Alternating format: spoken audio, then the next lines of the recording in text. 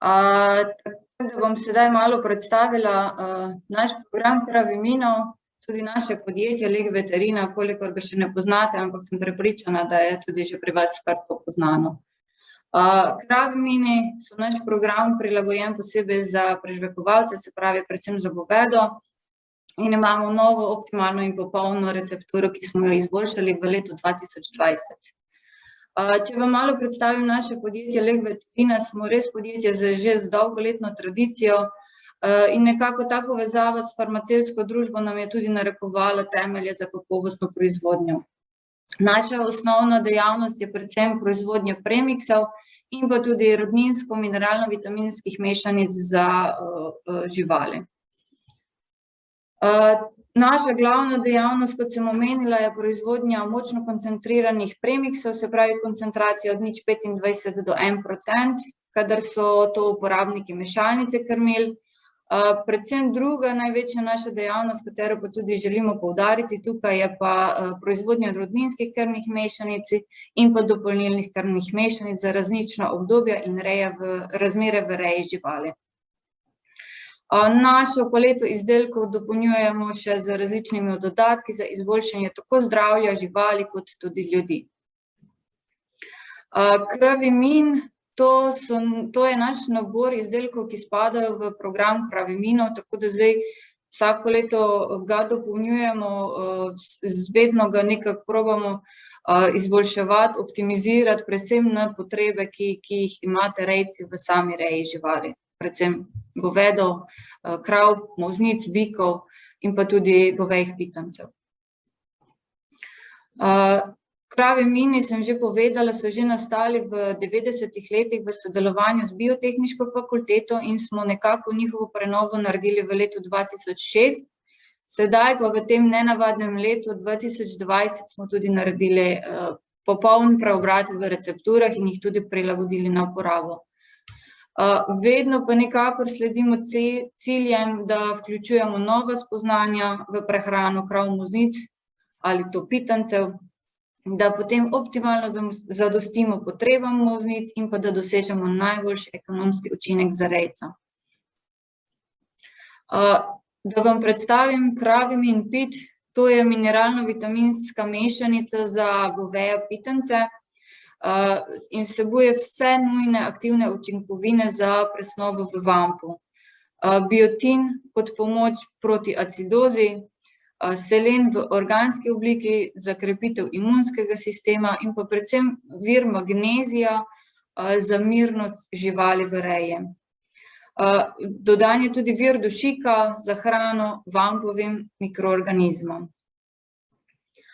Tukaj je natančna sestava Kravimin Pita, se pravi, vidite, da je 75 gramov na kilogram magnezija, biotina 10 mg in pa selena kar v dveh virih, se pravi selen kot selenit in pa selen iz selenometionina, ki je bolj izkoristljiv.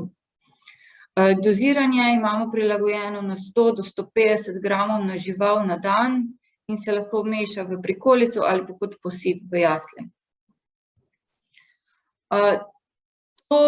Kravimin Pit spada v nekako naše splošne kravimine oziroma program splošnih kraviminov, imamo pa tudi prilagojene specialne krmne mešanice, tako da zdaj predstavila vam bom Kravimin Repro, ki je mešanica za izboljšanje plodnostnih rezultatov. Kravimin Repro, kot sem že omenila, je za spodbujanje plodnosti pri živalih, se pravi pri govedu, in z dodanim beta-karotenom spodbuja reprodukcijske parametre in tako vpliva na splošno zdravstveno stanje reprodukcijskih organov. Krepi pa tudi imunsko sposobnost živali, kar je še posebej pomembno pri visoki proizvodnji. Pomen beta-karotena, kot vemo, to je provitamin vitamina A, ki pa je pomemben po svoji funkciji vzdrževanja brejasti živali. Živali ga načeloma s krmo, kadar je to sveža zelena krma, ga dobijo dovolj, kadar pa je to krma, ki je seno oziroma konzervirana krma, pa je beta-karotena premalo in ga je potrebno dodajati. Količine beta-karotena v krvi krav po raziskavah so pa odvisne izključno od količine beta-karotena v obroku.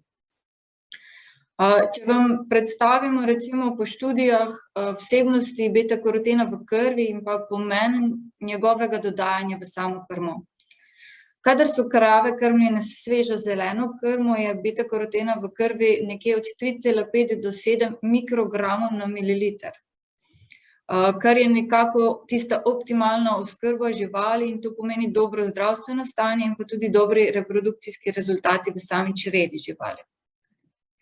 Kadar so pa krave recimo v zimskih časih krmljene s senom, pa nivo beta-karotena v krvi pade in to kar očitno skoraj od 0,2 do 1 mikrogram na mililiter. Kar pa je zelo veliko pomanjkanje beta-karotena in pa so te živali podvržene motnjam v sami reprodukciji.